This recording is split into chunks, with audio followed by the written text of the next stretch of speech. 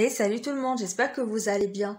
Aujourd'hui, je suis au bord de la mer et j'ai ramassé plein de coquillages sur le sable. Ils étaient tous vides à l'intérieur. Mais est-ce que vous vous êtes déjà demandé quelles créatures vivaient dans ces coquillages? Eh bien, ces petits trésors sont l'œuvre des mollusques, l'un des groupes les plus variés et fascinants du règne animal. Mais qui sont-ils vraiment? Et pourquoi ont-ils des coquilles? Et qu'en est-il de ceux, comme les pieuvres, qui n'ont pas de coquilles? Allez, embarquons-nous ensemble pour découvrir le monde incroyable des mollusques, ces véritables artistes et ingénieurs du vivant. Allez, let's go!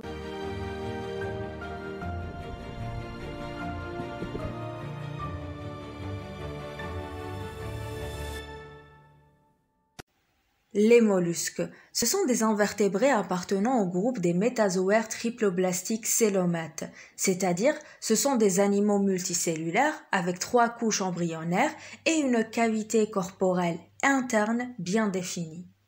Ils présentent une symétrie bilatérale, parfois modifiée comme chez les gastéropodes. Ce phylum se distingue par une grande diversité, regroupant des animaux marins aquatiques et parfois terrestres. Ils vivent principalement dans des environnements humides ou aquatiques, et ce sont des créatures au corps mou. Certains sont lents, comme les escargots, et d'autres rapides et intelligents, comme les pieuvres. Concernant leur mode de vie, certains sont fuisseurs, d'autres phytophages, carnivores, ou bien aussi parasites. Ils peuvent capturer des particules alimentaires avec leurs branchies. Et il faut savoir que la plupart des mollusques sont gonochoriques, c'est-à-dire à sexe séparé. Et ils sont rarement hermaphrodites. Leurs femelles sont généralement ovipares, c'est-à-dire que la femelle pond des œufs. La fécondation est soit externe comme chez les lamellibranches, ou bien interne comme chez les céphalopades ou bien gastéropodes. Le corps des mollusques se divise en 3 parties principales. Nous avons la tête qui porte la bouche et des organes sensoriels, le pied qui est musculeux, il assure la locomotion, et la masse viscérale qui contient les organes internes comme le cœur, le système digestif et aussi le système excréteur. Et cette masse viscérale, elle est enveloppée par le manteau, c'est une membrane qui sécrète une coquille calcaire chez de nombreuses espèces. Le système digestif commence par une bouche qui s'appelle stomogium, qui passe par un intestin central enterrant et se termine par un anus qui s'appelle proctodium, situé dans la cavité paléale. Il y a aussi la présence d'une radula. C'est une sorte de langue qui est râpeuse chez les gastéropodes et céphalopodes pour broyer les aliments. Passons maintenant au système respiratoire et circulatoire des mollusques. Tout d'abord, il faut savoir que le cœur des mollusques il est composé d'une paire d'oreillettes qui est située à l'arrière et d'un ventricule unique situé à l'avant. Et le cœur, il est placé dans une cavité appelée cavité rénopéricardique, car le cœlome entoure à la fois le cœur et une portion de l'intestin.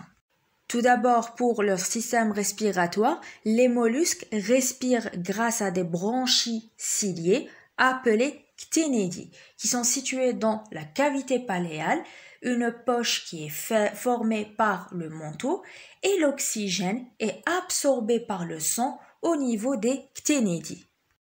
Ce sang oxygéné passe tout d'abord par les oreillettes du cœur, puis dans le ventricule où il est pompé. Ensuite, il est envoyé dans les artères comme l'aorte. Enfin, il se déverse dans l'hémocèle. C'est des cavités ouvertes ou bien des lacunes où il baigne directement les tissus. Chez la majorité des mollusques, le système circulatoire il est ouvert car le sang ou bien l'hémolymphe quitte les vaisseaux sanguins et se déverse dans des espaces ouverts appelés lacunes ou bien hémocèles. Ces lacunes baignent directement les cellules et les tissus et permettent non seulement l'échange de l'oxygène, des nutriments et l'élimination des déchets. Cela diffère du système fermé où le sang circule uniquement dans des vaisseaux et n'entre jamais directement en contact avec les cellules. Le système excréteur des mollusques, il est composé de néphridies. Ces néphridies sont les organes excréteurs des mollusques qui sont similaires à des reins qui éliminent les déchets du corps. Chaque néphridie a deux extrémités. Nous avons néphrostome, c'est une ouverture interne connectée au cœlome, la cavité corporelle, et nous avons le néphridipore, c'est une ouverture qui est externe, qui s'ouvre dans la cavité paléale près de l'anus. Donc le processus commence par le cœlome qui reçoit des déchets provenant du cœur et les glandes du péricarde, puis le liquide contenant les déchets quitte le cœlome et entre dans le néphridie via le néphrostome. Dans le néphridie, il y a une partie des substances utiles qui va être réabsorbée et la partie restante va former l'urine finale qui est déversée dans la cavité paléale via les néphridipores près de l'anus. Le système nerveux des mollusques il est organisé autour de ganglions nerveux, qui sont des amas de neurones connectés entre eux par des cordons nerveux. Ces ganglions sont répartis dans différentes parties du corps. Nous avons les ganglions cérébroïdes, les ganglions pédieux, les ganglions pleuropaléaux. Les ganglions cérébroïdes sont situés dans la tête près de l'œsophage. Ils agissent comme un centre de commande et contrôlent les organes sensoriels et les fonctions générales du corps. Par contre, les ganglions pédieux, situés au niveau du pied, ils contrôlent les mouvements locomoteurs. Ensuite, les ganglions pleuropaléaux, situés près du menton, ils régulent les fonctions liées à cette zone, comme la respiration et la sécrétion de la coquille. Chez les mollusques primitifs comme les gastéropodes, ce système est simple, mais chez les céphalopodes comme les pieuvres et calamars, le système nerveux est beaucoup plus complexe, avec un cerveau bien développé et des ganglions massivement connectés pour un contrôle précis des mouvements et des comportements. Maintenant à l'appareil reproducteur des mollusques qui se reproduisent uniquement par voie sexuée, ce qui signifie qu'il y a toujours besoin d'un mâle et d'une femelle pour produire des descendants, et la plupart sont gonochoriques et aussi leurs femelles sont généralement ovipares, ce qui signifie qu'elles pondent des œufs. Les gamètes, spermatozoïdes et ovules, sont produites dans des organes appelés gonades. Et ces gamètes, ces cellules reproductrices, passent d'abord dans la cavité péricardique, c'est une cavité près du cœur, avant d'être transportées par les canaux des néphridies, puis dans la cavité paléale par néphridipores, et d'ailleurs également appelés pores urogénitales, où ils sont libérés par la fécondation. Parlons de fécondation, il y a deux types de fécondation, externe et interne. Chez les lamellibranches, la fécondation elle est externe, ce qui signifie que les ovules et les spermatozoïdes se rencontrent et fusionnent à l'extérieur du corps dans l'eau. Mais par contre, chez les céphalopodes et les gastéropodes, il y a accouplement, ce qui signifie que la fécondation se fait à l'intérieur du corps de la femelle. Maintenant, nous allons étudier ensemble les principaux classes de mollusques. Nous avons les gastéropodes, lamellibranches ou bien bivalves et les céphalopodes. On commence tout d'abord par la classe des gastéropodes. Ce sont l'une des classes les plus importantes des mollusques, comprenant des espèces marines, d'eau douce et terrestres, comme les escargots et les limaces. Ces animaux présentent une asymétrie corporelle due à une torsion de leur masse viscérale lors du développement embryonnaire. Et ce phénomène déplace la cavité paléale où se trouvent les branchies vers l'avant, permettant une meilleure oxygénation tout en enroulant la coquille en spirale et en réorganisant les organes internes. Leur corps est constitué d'une tête distincte portant un ou deux paires de tentacules et des yeux, un pied musculeux qui sécrète du mucus pour faciliter la locomotion et une coquille univalve chez la plupart des espèces, protégeant la masse viscérale. Les gastéropodes marins respirent grâce à une branchie gauche fonctionnelle qu'on appelle cténédie, tandis que chez les espèces terrestres, une poche respiratoire appelée pneumostome remplace la cavité paléale. Ils se nourrissent grâce à une radula, une structure en forme de râpe permettant de broyer les aliments avec des régimes alimentaires variés. Certains sont herbivores et d'autres carnivores ou bien détrivores. Passons maintenant aux lamellibranches, également appelés bivalves ou acéphales. Ce sont des mollusques aquatiques vivant principalement dans les mers, les rivières ou les lacs. Ils se caractérisent par un corps qui est comprimé latéralement et enfermé dans une coquille composée de 2 valves reliées par une charnière, et cette coquille est produite par le manteau. C'est une membrane qui enveloppe leur masse viscérale.